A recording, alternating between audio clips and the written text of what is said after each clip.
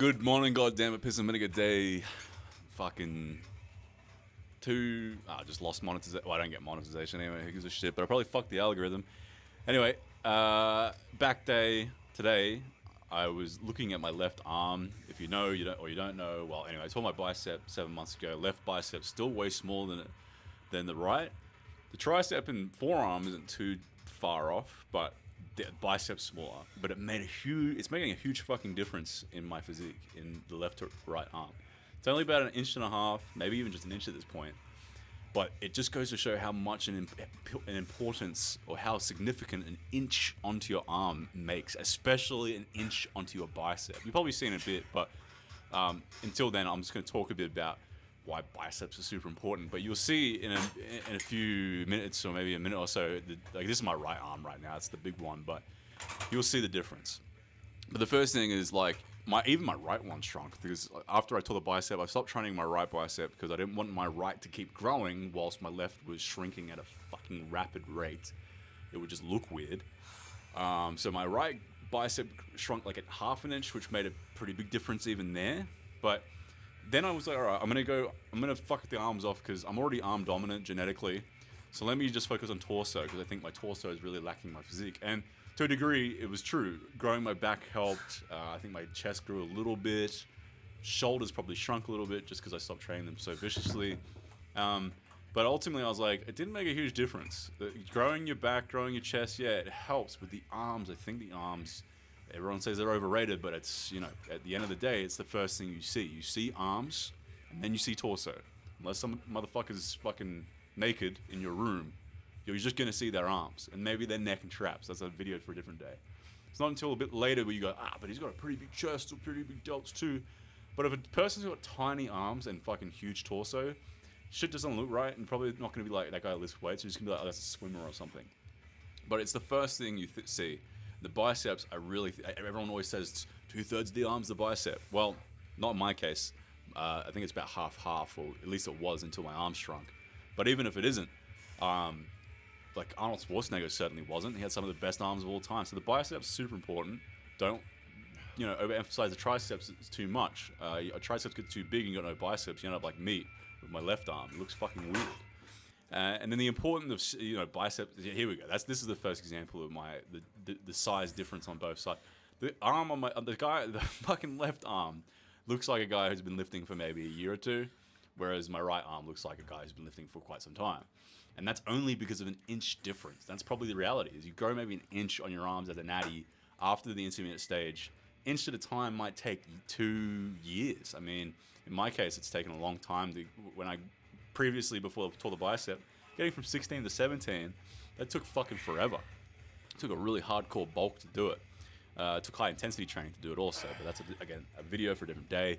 But you're going to see the difference. And that's an inch just because of the bicep. My left tricep's not that smaller, but that bicep difference makes a huge difference. You'll see it here too. I'm doing left bicep curls. This bicep curl doesn't feel so good. You're going to see me try a bunch of different bicep curl variations in a second because I'm just trying to figure out how to train my left bicep without the tendon being the limitation. Right now, I fail because my tendon just hurts so fucking bad, not the muscles. I don't feel the muscles much at all. So I'm doing higher reps, slower repetitions, different rep ranges, different fucking, leverages and shit. Like the biceps grow superior in a stretched position. They get better stretch-mediated hypertrophy. It's one of the only muscles that actually get stretch-mediated hypertrophy. But in the case of my left, trying to do stretched position, bicep curls to get that superior leverage just fucking hurts. So anyway, you're going to see that, and then you see my right arm. The right arm just blows it out the fucking window. But biceps, from a strength perspective in athletics, they are heavily underrated. Biceps are huge. Your ability to do chin-ups is massively affected by your bicep. Your ability to pull things in is massively affected by your biceps. When I do cable rows with my left arm now, I use significantly less weight than I used to because you realize how much your bicep is assisting. And my arm doesn't even really turn on anymore on cable rows.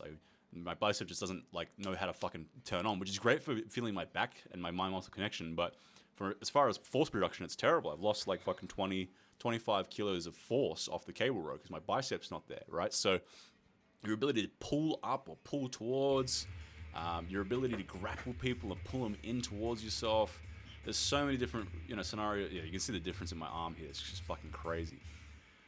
Your ability to stabilize through pressing. Just there's a whole bunch of different scenarios where biceps are very important in athletics and in strength. If you're trying to bench press or you're trying to pull, in my case, you lose a bunch of stability and strength because your biceps not able to stabilize or pull. So there's another thing. I mean, I think there's a guy that made a video about this. Can't remember, like real world strength or some shit. I can't remember his fucking channel or whatever. He's always talking about like stone lifts and shit. That's stupid. It's goofy. But he was definitely right in his video that he made about biceps and how they have real world strength. A lot of real world strength things require biceps. And manual construction especially uses a lot of fucking biceps. But yeah, I mean, there's a fucking huge difference you can see here. Only an inch difference, and yet it looks inches different. Because, I mean, I don't know what it is. Like, an inch to your bicep makes it look inches bigger. The other one I was thinking about is old school bodybuilders. They used to really emphasize their biceps a lot. They didn't worry as much about, traps and side delts and, they trained everything. They definitely trained their triceps a lot, but they especially were really interested in the biceps. And if you look at all those golden era physiques, they just look fucking cool as shit because they'll all just have really, really big fucking biceps, especially relative to their triceps. So that's another one. I just noticed a lot of 60s, 70s physiques just they had this extra thing that other guys don't, and it's that disproportionate bicep size. Here's another variation I'm trying to find. I found training my biceps on the shortened position with this tendon pain is better because I'm not stretching out the tendon as much. It's not as good for leverage. You probably won't get as much gains from training shortened position on the biceps, although arm wrestlers, they have some pretty fucking big biceps with guys that basically just do shortened partials. But anyway, that's another guy, or guys that have huge biceps and it looks crazy as arm wrestlers. They have huge fucking biceps. And a lot of those guys, if you look at their torsos like don't even and yet they look huge. They literally don't have like a big back or big chest or anything like that. I mean, some of them do. Levan Stankodesvili or a lot of those like Russian roided out motherfuckers. Denis Saplenkov, but Devin Lerat's a good example. Doesn't train back, doesn't train chest, doesn't train shoulders, doesn't train fucking anything. But he has huge fucking arms, and therefore he looks jacked. I think arm wrestling is probably the best example of this. Is biceps are really important, forearms especially too, because these guys a lot of times don't have much in regards to torso development, but we look at him and go, "Wow, that guy's fucking huge." Even Levan, like his torso is kind of just a fat dude's torso. His back's kind of just fat. Like he's strong as shit. Don't get me wrong, probably a lot of muscle under there, but his arms are lean because they're so big they push away the fat. Arms are fucking massive. If you took away his arms, you'd just be like, oh, it's a fat powerlifter, just any old fat powerlifter. So, yeah, bodybuilders from the 60s and 70s, you look at them, huge fucking biceps. Basically, what I'm getting to here is I need to start focusing my bicep training again. I slacked off a bit on both arms. I mean, I've mainly just been training my left bicep, but I'm going to start really going back into bicep training again. And next bulk, it's not going to be torso focused. I was thinking, okay, next bulk I'm going to go totally torso focused and arms be on the back burner. I'll put as much recovery into my torso as much as I can. And I thought, no, fuck that. Even though it is definitely my weakness and you should double down on your weaknesses, if it means you just fall apart at your strengths, in my case arms, then what's the fucking point? So my next bulk, no, it's going to be well-rounded. And I'm hoping to get just as much arm gains, if not more, because they're more important. And they are my strength, so they're probably going to grow easier than, say, traps who just don't fucking grow on my physique, right? And I may as well make up in the area that I know is going to grow as opposed to the area that just doesn't really seemingly grow at all. Or at least until I find the key. I found the key for calves, haven't found the key for fucking traps and chest yet, but I don't need no key for arms. I just got to train them. And I got to train them hard. So that's the plan. I just got to figure out how to get this left bicep back to square one. But yeah, hope grow an inch or two. I mean, as I said, there's only an inch difference between my left and right, and yet my right looks fucking way different. If you grow 2 inches onto your arms, it would be a totally different person's arm. It'd just be fucking so big. So that's really the emphasis of this video is I was surprised at how much of a difference 1 inch makes. So now I'm motivated to try and get an extra inch or two on top of what I've already got, and then I would just look freaky.